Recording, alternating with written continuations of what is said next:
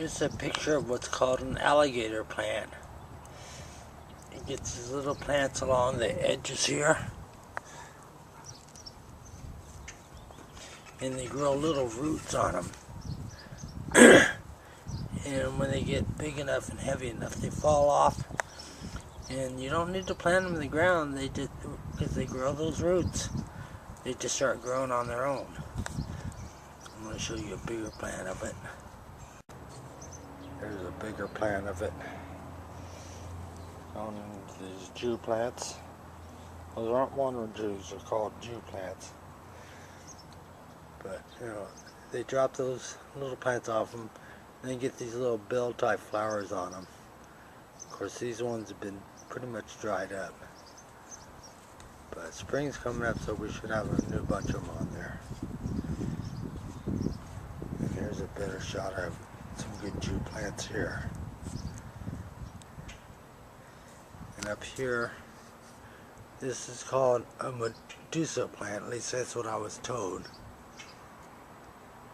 And later in the season, we get some pictures of it, where it gets these little, on the very ends there, it'll grow these flowers that actually look somewhat like a dragon's head.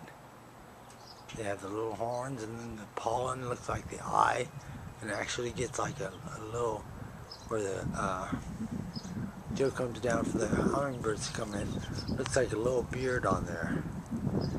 And because they grow those flowers, they call this the Medusa. This plant actually started with only 4 sticks in the ground. And over a period of years, it's grown into this, and I'm going to change direction here. And this here. As you can see, it will grow fairly high. And that all started with just four of the branches in the soil. This is a large concrete pot, or a planter actually. Let's see if I can get around. There's a piece of cactus wood in there that was actually pushed up against the wall, but the plant has actually, as it grew, it actually dragged it into the center of the plant area. I don't know if you can see that dried cactus in there. It was all up against this wall here, and then the plant dragged it into itself. Let's see if we can get big. There, you can see some of the cactus there, and up over here, and over there. But yeah, it dragged it into itself. I like ate it. Okay. Now we'll take some pictures here. We'll come back and take some pictures of this once it gets the flowers on it. But see, by the ends, I'm talking about like these ends here, and like right there, that there. I'll get a flower on the very end of it. And of course, like right here. And all that. That plant's over, oh my God, it's probably over 30 years old.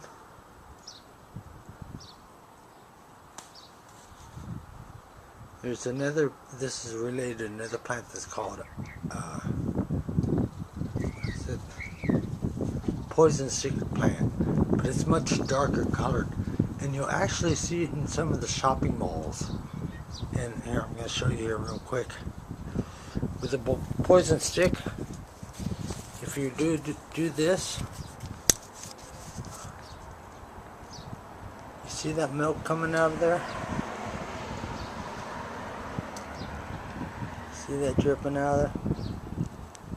With the poison stick, that would actually, see, I got some of it on my finger there. With the poison stick, that would actually poison you within a matter of minutes. And I really don't know why they keep it in malls where little kids could break it off and be poisoned, but they do. Okay, we're gonna end this now. Bye.